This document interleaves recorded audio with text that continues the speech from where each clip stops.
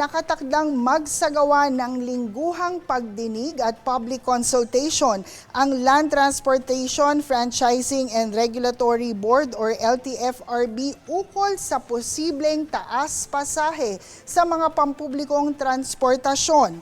Matapos ito ng magkakasunod na pagtaas ng presyo ng langis, gayon din ang pagtaas ng maintenance cost dahilan para umaray ang mga nasa transport sector.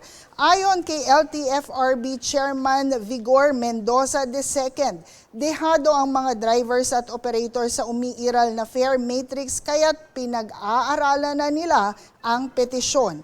Mula sa 13 pesos na kasalukuyang minimum fare nais ng mga petitioner na gawing 15 pesos ang pamasahe para sa traditional na jeep at 17 pesos naman para sa modern jeepney. Bukod sa mga pampasaherong jeep, humihingi rin ng dagdag pasahe ang mga pampasaherong bus at taxi.